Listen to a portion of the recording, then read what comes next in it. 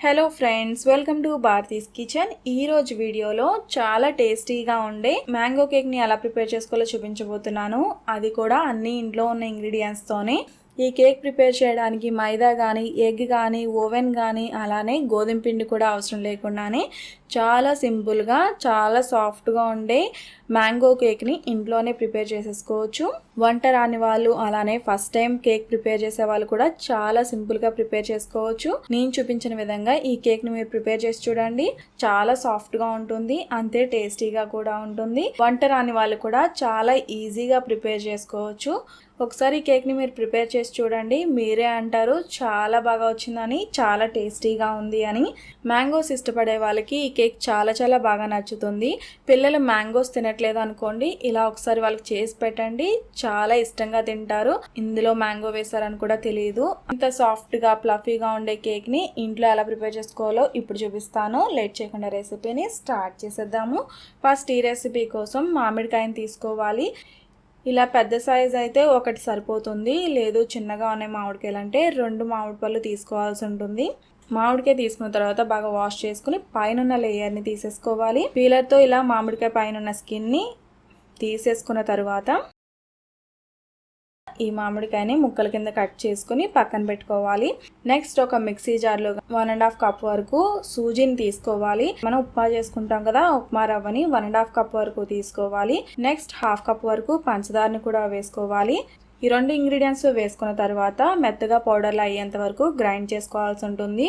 ఇక్కడ నేను 1/2 కప్ పంచదార వేసాను కదా, మామిడికాయలో ఉన్న స్వీట్నెస్ని బట్టి పంచదారని అడ్జస్ట్ చేసుకొని వేసుకోవాల్సి ఉంటుంది. ఇక్కడ మామిడికాయ నేను తీసుకున్న తీయగా ఉంది కాబట్టి 1/2 కప్ షుగర్ కరెక్ట్గా సరిపోతుంది.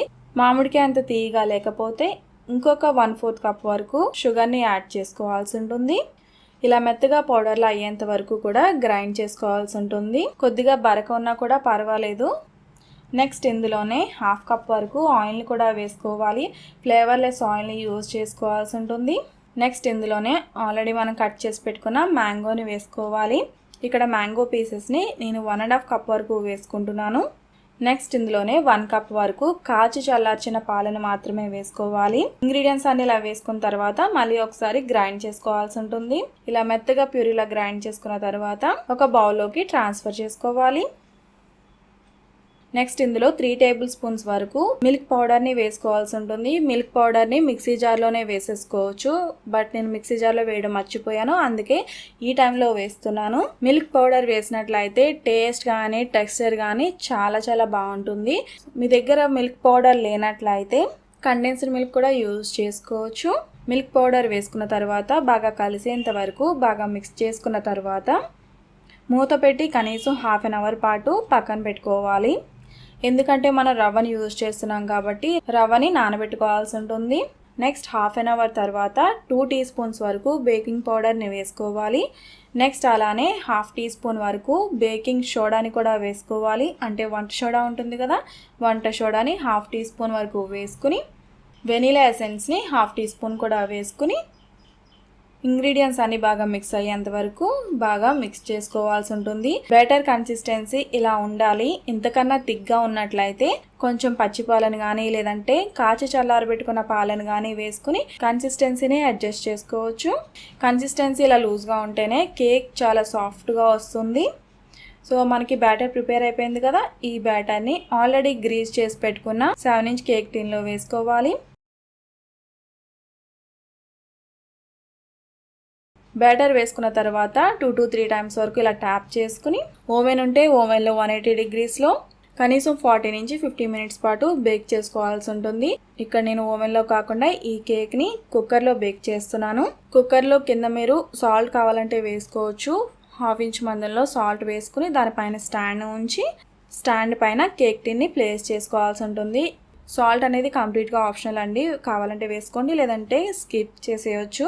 కుక్కర్లో కేవలం స్టాండ్ పెట్టి స్టాండ్ పైన కేక్ టిన్ని ప్లేస్ చేసుకోవచ్చు. కేక్ టిన్ని ప్లేస్ చేసుకున్న తర్వాత కుక్కర్ మూత పెట్టి విజిల్ లేకుండా లో టు మీడియం ఫ్లేమ్లో కనీసం 40 నుంచి 50 మినిట్స్ మధ్యలో కుక్ చేసుకోవాల్సి ఉంటుంది. కేక్ కుక్ చేసినప్పుడు ఒకటి గుర్తుపెట్టుకోండి, కేక్ని ఎప్పుడు కూడా లో ఫ్లేమ్లో కుక్ చేయకూడదు. లో టు మీడియం ఫ్లేమ్లో కానీ కుక్ చేసుకుంటేనే కేక్ అనేది బాగా పొంగుతుంది, మధ్యలో అణిగిపోకుండా ఉంటుంది.